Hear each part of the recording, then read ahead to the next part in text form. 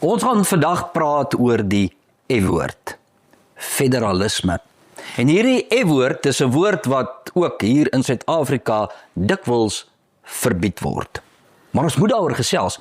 Tydens die oorgang van 1994, toe daar 'n nuwe orde onderhandel is, was die idee oor federalisme een van die idees. Vandag is daar nou algemene wysheid, daar was eintlik net twee opsies.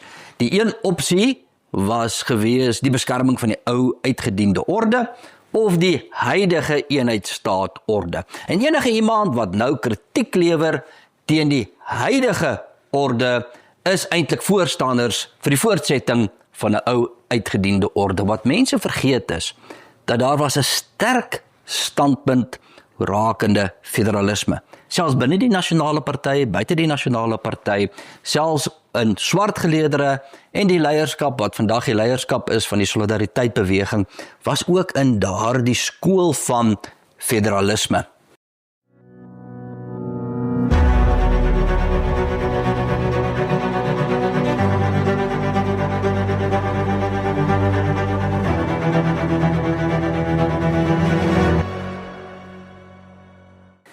Nou, jare later, as mens terugkyk, dan kom jy agter dat die Suid-Afrikaanse bedeling is eintlik die swakste bedeling vir so 'n diverse land.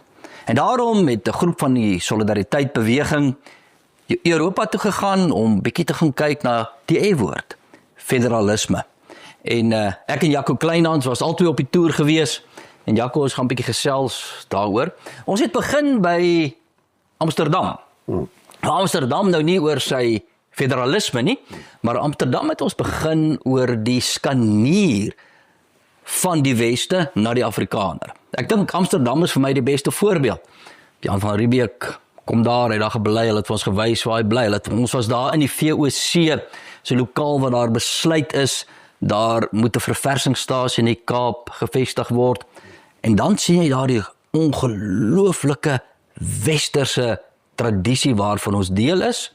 Amsterdam, nou nie Amsterdam, net Amsterdam nie, maar Amsterdam is symbool van 'n skanier van daardie westerse tradisie in Afrika, in spesifiek die Afrikaner. Ietsie oor daardie belewenis van jou oor die rykdom van die westerse tradisie, en dan sal ons kom by federalisme. Ja, ek wil nou eintlik spot en wys sê nie die hedendaagse Amsterdam nie, want die hedendaagse Amsterdam versinnebeeld eintlik die uitdaging van die westerse beskawing, maar Amsterdam as stad staan natuurlik sentraal in die totstandkoming van die VOC se verversingspos aan die Kaap, die geboorte van die Afrikaner aan die Kaap, en natuurlik die koms van protestantisme na die suidpunt van Afrika deur die Hugenote wat eers gevlug het uit Frankryk na verskeie ander plekke soos na Switserland en toe na Amsterdam waar hulle 'n veilige vesting gekry het en uiteindelik hulle weggevind het na die Kaap. En Jan van Riebeeck, soos jy sê, wat daar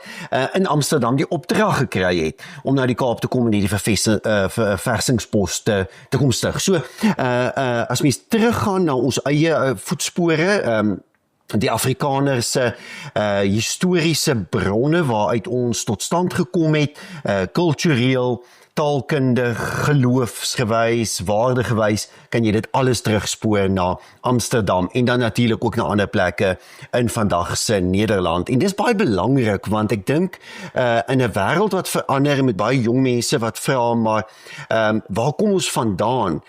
Is daardie 'n baie belangrike vraagstuk om te antwoord, om weer te sê, maar dit is waar ons voetspore lê. Dit is waar ons oorspronklike voetspore lê, die verhaal van die Nederlandse provinsies, wat toe nog nie 'n eenheidsstaat was. Nederland het as land nie bestaan nie, maar wat 'n 80-jarige oorlog gevoer het teen die Spanjaarde, is ons verhaal. Dis ons voorvaders wat geveg het in daardie oorlog teen die Spanjaarde, voordat hulle natuurlik na die Kaap gekom het. So dit wat gebeur het in daardie era, veral daar in die 1500s, die vroeë 1600s, daar in Nederland, daar in Wes-Europa, is ook ons geskiedenis en ons verhaal. By eerste ou voorvader Hans, hy was 'n soldaat in die 80-jarige oorlog, werkloos na die oorlog, begin werk by die VOC, skanier hierdie kant toe, kom hier na toe, en vandag is ek hier. Ja. Nou, wat my wel opgeval het, is die rykdom van die westerse erfenis. Maar ek het ook besef, maar ons is westerlinge, maar ons is hier in Afrika, ons is nie Europeërs nie. Maar van daar af het ons toe verder gereis. Toe het ons nou oorgegaan België toe. En weer eens, as jy nou hierdie geskiedenis van konflik, daardie Belgiese streek, absolute geskiedenis van konflik, en hulle het 'n ontknoping van hulle konflik gekry deur federalisme. En Vlaminge, Franse, Duitse streek, ietsie oor die Belgiese antwoord op federalisme. Ja, dis baie belangrik. Jy verwys nou die konflik element, en as mens oor die eeue heen teruggaan, is konflik natuurlik deel gewees van daai landskap. Maar daar's 'n baie belangrike ander punt wat 'n mens oor België moet bevestig, en om te sê dat dis 'n kompromisstaat. Dis geen natuurlike staat nie. 300 jaar gelede daar nie iets soos België bestaan nie. Daar het nie 500 jaar gelede iets soos België bestaan nie. 1000 jaar terug nie iets soos België bestaan nie. Dis 'n totale kompromisstaat. Dis geen natuurlike land nie. Dis uiteindelik 'n staat wat gebore is uit hierdie stryd tussen die noordelike Nederlande en die suidelike, dan nou meer katholieke gebiede. En uiteindelik het jy hierdie kompromisstaat gekry wat opgerig is uit Franstalige Wale in Wallonië en Nederlandstalige Vlaminge in Vlaandere. Mense wat eintlik kultureel met mekaar min in gemeen het, mense wat twee totaal verskillende tale praat, en mense wat dan ook territoriaal hulle eie gebiede inwoon, Vlaandere en Wallonië. En uiteindelik is daar in die 1800s hierdie land geskep, amper as 'n soort van tussenland, dan nou tussen die Nederlande en die katholieke gebiede van suidelike Europa. En verlang het jy daar gesien dat daar 'n elite was, wat in 'n sentrale staat, want dit is wat België aanvanklik was, gedomineer het. 'n Koningshuis en 'n politieke elite in Brussel wat Franstalig was en wat eenvoudig gedomineer het oor die Nederlandstalige Vlaminge. En ons het eintlik maar in die afgelope 40-50 jaar regtig waar gesien hoe 'n federale staat ontwikkel het in België, tot by die punt waar jy nou vandag 'n totaal gedesentraliseerde stelsel het. Eie parlement, waar die eie regerings, die Vlaamse regering en die regering van Wallonië meer magte het as die federale regering. Die federale Belgiese regering het eintlik maar nog magte oor op die terreine van verdediging, belastinginvordering en tot 'n mate buitelandse sake, hoewel buitelandse sake nou al selfs op federale en op plaaslike vlak lê. So 'n totaal gedesentraliseerde stelsel. Dit het 60 jaar gelede nie bestaan nie. Dit was 'n gesentraliseerde staat waarin daar teen mense gediskrimineer is.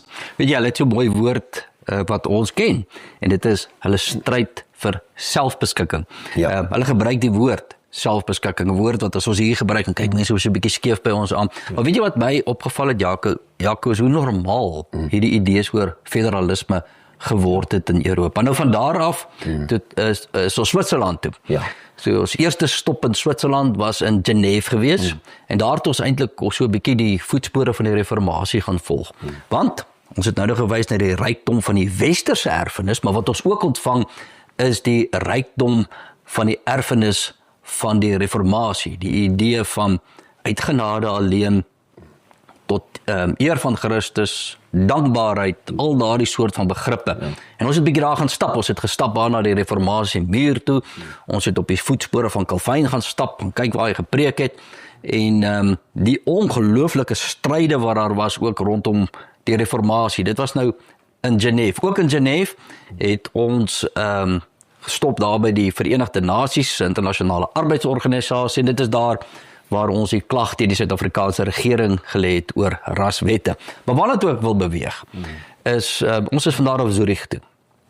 Zurich het ons daar geskiedkundige gekry, wat vir ons vertel het oor die kantonstelsel van Switserland. Ek wil amper sê, 'n radikale vorm van federalisme, wat eintlik nog verder gaan, waar die oorspronklike magte lê van onderaf op. Ja, dis byna 'n konfederale stelsel. Kyk, in my opinie is Switserland die suksesvolste land in die wêreld. Nou, Switserland het ook uitdagingsprobleme soos die hele westerse samelewing en veral dan in Europa ook met immigrasie wat 'n kantaantekening is wat ek wil maak, want dit is nie waaroor ons hier praat nie.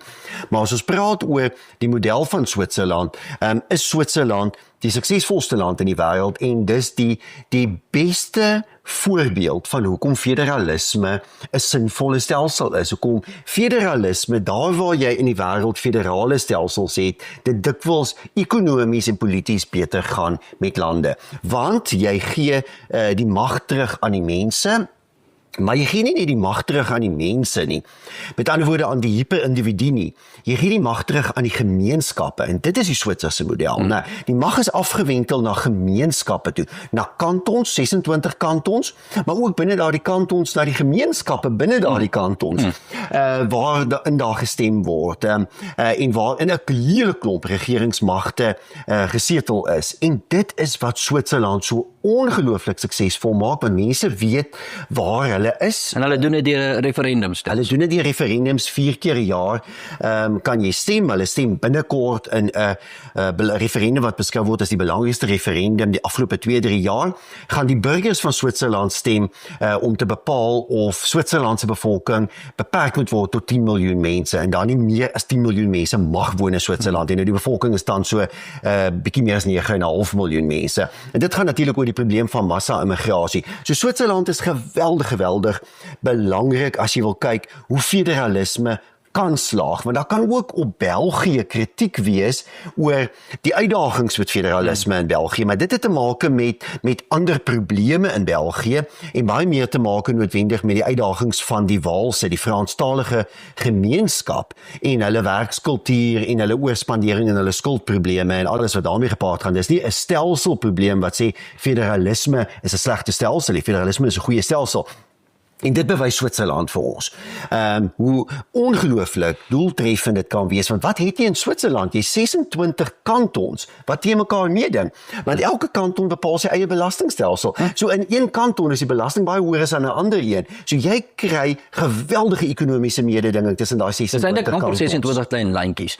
En elkeen van daardie klein lyntjies, dit is nie heeltemal lyntjies, maar is amper, bepaal ook hulle eie taal. Ja. En kultuurbeskerming. Ja, daar's 4 tale in Switserland wat wonderlik langs mekaar funksioneer met skole in hulle eie tale. Daar's geen probleem daaroor nie, maar dit het ons in België ook gesien. Ja. Daar was 50 jaar gelede nie 'n enkele Nederlandstalige universiteit in België nie. Vandag aanvaar almal dit, dat die universiteit in Leuven en in Gent en nog enkele ander Antwerpen ook Nederlandstalige, eentalige Nederlandstalige universiteite is. Nou dieselfde geld in Switserland. As jy in Genève is dit Franstalig, as jy in Zurich is dit Duitsstalig, as jy na die suidooste gaan, is dit Italiaanstalig en niemand het 'n probleem daarmee. En dan daarmee is daar selfs die piepklein Romaniese taal, ja. Wat ook spesifieke beskerming het. Maar kom ons ry verder. Ja. En daaraf is ons Suid-Tirol toe. Nou net so vinnig agtergrond, Suid-Tirol is 'n noordelike provinsie van Italië met 'n lang geskiedenis. Hulle is Duitssprekend, klein Duitse gemeenskapie, eintlik 'n redelike oer-Duitse gemeenskap, 'n ou Duitse karakter. En na die Eerste Wêreldoorlog word hulle ingedeel by Italië. Die skielik is die klomp Duitsers, Italianers. Lang stryd vir federale magte. En tot hulle uiteindelik nou genoem word die autonome provinsie van Suid-Tirol. Ja. 90% van die belastinggeld gaan terug na hulle. Ook verskillende tale, vir elke taal in sy spesifieke omgewing, sy spesifieke streek, spesifieke magte, federaal ondertoe, bietjie meer oor die stelsel van Suid-Tirol. Absoluut so. En jy is heeltemal reg en dit is hoekom die geskiedenis altyd belangrik is, né? Want voor die Eerste Wêreldoorlog was die Oostenryks-Hongaarse ryk 'n federale ryk gewees, né? Dit was 'n ryk met meer as 30 tale en dit het eintlik in daai opsig baie goed gefunksioneer. En Tirol was een van daardie gebiede gewees, soos wat Servië en Hongarye en 'n klomp plekke deel was daarvan. Is eintlik een van die tragedies van die wêreldoorloë wat daar gebeur het, maar Suid-Tirol kon in 'n groot mate dit weer terugkry ten spyte van fasisme en wat Mussolini gedoen het in die verskywing van 10.000 Italianers uit die suide van Italië na Suid-Tirol, wat vandag Ek daar weet dit woon. was so radikaal geweest, Jacob. Ja. Kyk, ons het naamsverandering. En ek word woedend oor al die name Ja. wat verander word. Ek praat van straatname, en Ja. ek praat van dorpsname. In hulle geval was daar mensnaamverandering. Ja, mense se van is vir- jou van verander, jy moes jouself vir Italiaans. Ja, dit was radikaal geweest, verskriklike dinge wat gebeur het. En daar was daar die verskywing van mense, en jy kan nie vandag sê, maar goed, Italianers wat nou in Suid-Tirol woon, moet nou 100 jaar later terugtrek na die suide van Italië nie. Dis nou die nageslagte van mense wat verskuif is in die 1920s, geforseer verskuif is om te probeer om Suid-Tirol te vir-Italiaans. So die werklikheid vandag is 'n demografiese werklikheid met Duits sprekende. Terloops, Mussolini het die nasionale demografie gebruik om teikens te stel in daardie klein provinsietjie. Iets wat vir my nogal bekend klink. Ja, bekend vir ons in Suid-Afrika. En hy het amper daarin geslaag, uiteindelik nie, want daar is toe nou nie so baie Italianers verskuif na Suid-Tirol nie. Maar nou sit jy met 'n werklikheid. Jy sit met 'n werklikheid waar daar 100 jaar terug 95% van mense in Tirol Duitssprekend was, en dit nou miskien net meer as 60%, 63% is, en dan nou baie Italianers is, daar is dan ook nog die klein Ladin bevolking wat die derde taalgroep is. Maar jy het Die Ladin-bevolking, skaars 30.000 mense, het beskerming, hulle skole word beskerm, hulle taal word beskerm, Ja. as 'n klein taalgemeenskap. Ja, 6 dorpe in Suid-Tirol wat meer as 90% Ladin is. Een van die oudste oorblywende tale in die wêreld vandag, regtige oertaal. En 'n eie Ontwikkel unieke voor volk. alle Europese tale. Ja, maar ook baie belangrik is 'n eie unieke volk. So dis 'n volk met eie karakter, eie kultuur, gewoontes en alles. En as jy daar reis, dink niemand dat die Ladin taal en die Ladin volk oor 100 jaar nie meer gaan bestaan nie. Al is hulle minder as 30.000 mense. Hulle gaan oor 100 jaar nog bestaan. Want al die voorwaardes vir voortbestaan is teenwoordig. En wat is die voorwaardes vir voortbestaan? Eie beheer in hulle gebiede, wat letterlik 6 dorpies en afgeleë valleie is. Eie onderwys, en eie kultuurinstellings. En dit sien jy in Suid-Tirol so by uitstek. In Suid-Afrika sal dit veroordeel word as 'n teruggryp na apartheid en allerlei sulke dinge.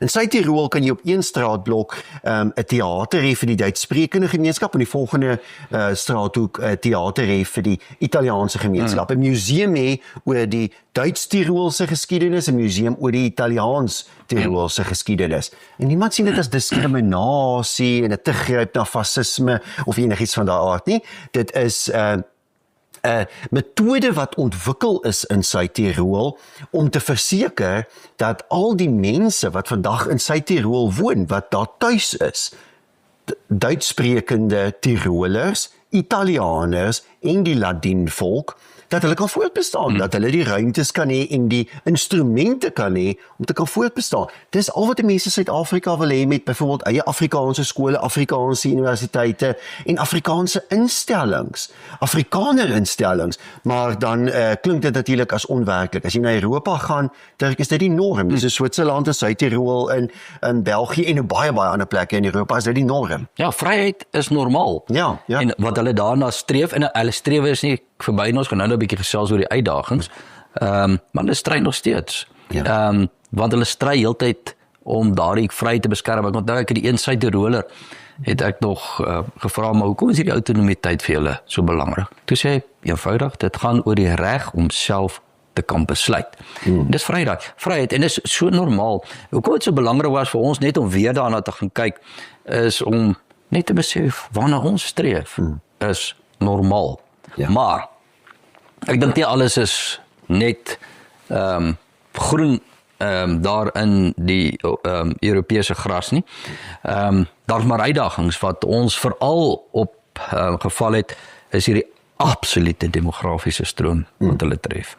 En hulle model maak eintlik nie daarvoor voorsiening nie. Hulle het nie voorsiening vir emigrasie wat nie wil assimileer nie.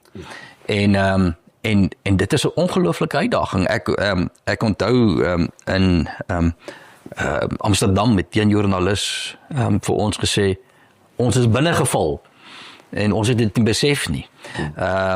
As ons nou gaan na Switserland toe, is Switserland desperaat besig om te kyk of hulle nie 'n referendum kan uitroep, om te kyk of ons nie kan keer nie. Hulle wil valideer 'n referendum daar stel om te sê, nie meer as 10 miljoen mense nie.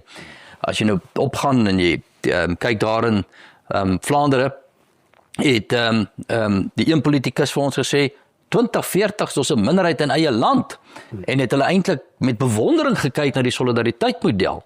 Ek onthou die een politikus ook in Vlaanderen het vir ons gesê, dat jy het al verreken, dit wat vir ons voorlê.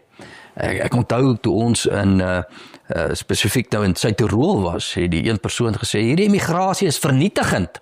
So hulle sit met hierdie ongelooflike krisis van emigrasie. En dit gaan ook oor bevolkingsaanwas. Ek onthou, jy het nog genoem, daar in die een ou Turkse kafeetjie, het jy gesê, hulle verkoop stootwaaitjies. En dis die uitdaging van hulle is dat hier die demografiese stroom, wat hulle net nie 'n antwoord het nie. Dis die een kant. Die ander krisis wat hulle het, is dat hulle verloor hul geloof. So dit het ons opgeval, dus hoe daar absolute gees van sekularisme is, hoe hulle eintlik hulle burg, as jy so kyk daar in Europa, al die bult en so is daar, sien jy hier's 'n burg, en daar's 'n burg is 'n beskermer. Hulle beskermer, hulle burg, was in die verlede geloof, dis wat hulle beskerm het, hulle het hulle burg verloor. En dit skep 'n geloofsvakuum in Europa, en nou kom hierdie immigrante, wat meer 'n aggressiewe geloof het, vul daar die geloofsvakuum. So die feit dat hulle burg, hulle geloof verloor het, met hierdie absolute radikale immigrasie, plaas hulle voor 'n historiese uitdaging tot so 'n mate, dat hulle met ons hierdie keer amper meer gepraat het oor solidariteit se model van gemeenskapsfederalisme, wat 'n antwoord vir hulle kan wees. Maar ons gaan nou daaroor gesels. Net ietsie oor hierdie twee krisisse van Europa. Ja, kyk, Europa se krisis is veelkantig, verstaan, en die mense is regtig bekommerd oor of daar vir sommige van die gemeenskappe in Europa regtig 'n toekoms kan wees, kan bestaan. Want in Switserland is 20% van die mense wat in Switserland bly, immigrante wat nie wil assimileer nie uit die Midde-Ooste en Noord-Afrika. In Oostenryk is dit 30%, in Duitsland is dit amper 35%, in Frankryk is dit 30%, so kom mens aanhou en aanhou. En dis mense wat 3, 4, 5, 6 kinders kry, terwyl Europese volkere kry miskien tussen 1.2 gemiddeld en 1.5 kinders per vrou. So jy het 'n negatiewe bevolkingsgroei. Sekularisering is 'n reuse probleem in Europa, en die persepsie was dat sekularisering eintlik sal lei tot selfbeskikking. Maar dit lei tot selfbeskikking van 'n individu wat dan geen binding meer het nie. En dit sien ons voor ons oë afspeel in Europa. Nou, so sekularisering bevry mense van alles wat hulle nog bind, en dan as daar enige poging is om jou oor te neem, dan het jy geen binding meer oor binne gemeenskap om regtig terug te stoot daartoe nie. So dit is deel van wat in Europa gebeur het. Europa en die Europese Unie het een groot buitegrens. Daar's nie meer grense tussen Nederland en Duitsland of tussen Nederland en België nie. So iemand hoef letterlik net vanaf Marokko met 'n bootjie daai klein entjie oor te steek oor die see tot by Spanje, en dan is jy in Europa. Dan is jy nie net in Spanje nie, maar jy is eintlik ook in Nederland of in Switserland of in Duitsland of in Swede. En dit is wat die afgelope jare in Europa gebeur het. So Europa is besig om dramaties demografies te verander in baie gebiede van Europa, onomkeerbaar waarskynlik. Dit kan nie meer verander word nie. Van die stede, as mens na die stede gaan kyk wat reeds 'n meerderheid immigrante bevolking het, is dit in Nederland die geval vir Rotterdam en Amsterdam. In Frankryk is dit Parys en Marseille, Lyon ook. In Switserland is dit al reeds die geval vir Zurich, en vir Genève. In Duitsland is die geval vir Frankfurt, vir Hannover, vir Berlyn, nog een of twee, en so kan ek aanhou en aanhou. Nou, dit is in Brussel het ons het gesien, in Antwerpen is dit die geval, Gent is baie naby daaraan, en binne 10 jaar gaan selfs die museumsaitjie Brugge 'n meerderheid immigrante bevolking. Dis soos domino's wat val. Europeërs het 'n reuse probleem dat hulle, as hulle nie kan terugkeer na hulle wortels nie kan terugkeer na 'n anker toe en hulle self nie kan anker nie, gaan hulle 'n reaksie of hulle antwoord op hulle eie bestaanskrisis altyd 'n soort van reaksionêre antwoord wees. Soos die Switserse referendum om te sê, maar goed, dan moet ons die bevolking tot by 10 miljoen gaan beperk. So ons moet sê, jy mag nie meer as 10 miljoen mense in Switserland woon nie. Die antwoord is natuurlik nie dit nie. Die antwoord is dat Switserse mense self meer kinders moet kry en hulle kan sê, ons het nie immigrante nodig en as immigrante aankom, dan deporteer ons hulle. Ons stuur hulle terug na hulle lande van herkoms, want ons het nie hulle arbeid nodig nie.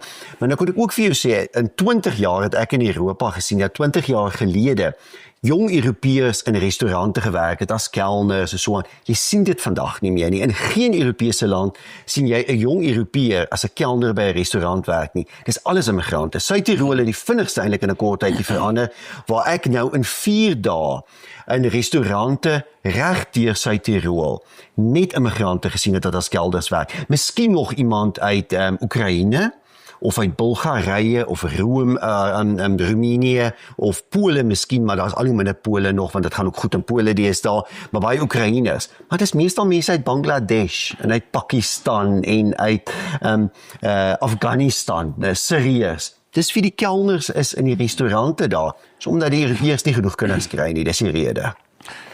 Nou, in die solidariteteit-kant voel ons steeds baie sterk oor die idee van federalisme. En ek dink nog steeds dat die korrekte bedeling vir Suid-Afrika sal 'n federale bedeling wees. Dit sou die antwoord gewees het, 'n beter antwoord gewees met die oorgang, maar ons moet nooit afstand doen daarvan nie. Hier moet 'n bedelingsverandering kom in Suid-Afrika. Ons het nie net 'n regeringsprobleem nie. Maar binne die idee van federalisme het ons onsself gesê, kyk, ons het nie die tipe politieke federalisme wat daar in België is, wat daar in Suid-Tirol is, wat daar in Switserland is nie. Maar ons het 'n ander model gevolg, en dit is die model van gemeenskapsfederalisme, waar ons eenvoudig as gemeenskap sê, ons neem verantwoordelikheid vir onsself, ons sal self. En so het ons begin om instellings te bou waardeur ons kan leef, en dit is 'n tipe van federalisme waar jy eintlik werklikhede begin skep, waardeur jy as gemeenskap vry kan wees. Die doodnormale ding wat alle volkere in die wêreld eintlik onderliggend na streef. En ons toe ons met oor hierdie model begin praat, het dit eintlik mense begin inspireer ook daardie kant, want hulle is bekommerd daaroor dat hulle politieke federalisme gaan verloor, soos wat die demografiese prentjie begin verander. Maar dit is wonderlik om te sien wat ons doen. Ek moet eerlik wees, toe ek terugkom, dit was pragtig alles, het was goed geweest om te sien wat hulle doen, ek was geïnspireer deur die idee van federalisme, die ongelooflike rykdom van die Weste, maar ek het na alles gekyk en toe sê ek, ons moet maar terugkom, ons maar hier planne maak. Absoluut so, absoluut. Kyk, ons moet nooit die eenheidsstaat in Suid-Afrika aanvaar nie. Dis nie die beste stelsel vir Suid-Afrika nie. Dis eintlik een van die slegte opsies vir Suid-Afrika. Die wyse waarop ons regeer word mag nooit vir ons goed genoeg raak nie, en ons kan dit nooit aanvaar nie, en ons moet daarteen bly stry. En ons moet bly werk op slim maniere saam met ander gemeenskappe en ander organisasies in Suid-Afrika om te sê, hier moet 'n bedelingverandering kom, hier moet 'n stelselverandering kom. Die goeie nuus wel is dat ons moet doen dit wat staatlose volkere doen. En in 'n mate het ek al gesien die Koerde doen dit in Sirië en in Irak. Hulle het ook hulle eie skole. Dit is partykeer nie heeltemal soos ons dit doen nie, maar hulle doen in hulle eie tale, hulle dinge, en daar's baie sulke staatlose volkere. En ons moet eenvoudig voortgaan met hierdie gemeenskapsfederalisme. Wes-Europa staan in daardie opsig geweldig arm daaraan. As jy weer eens 100 of 150 jaar teruggaan in die geskiedenis, het Wes-Europa gemeenskappe gehad wat goed georganiseer was.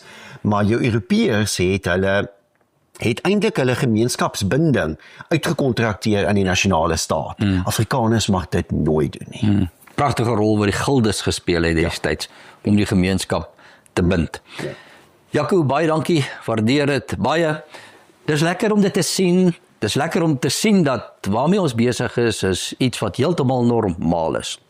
As ons soms stry teen die bedeling waarin ons is, dan is dit natuurlik nie 'n stryd teen nie, dit is 'n stryd vir woordjies soos vryheid en werklike demokrasie. Solidariteit het 'n rykdom van video's en standpunte, insluitende die potsending Solidariteit wêreld. En alles is saamgevat op ons YouTube kanaal, op ons verskillende media platforms en natuurlik nou ook op Spotify.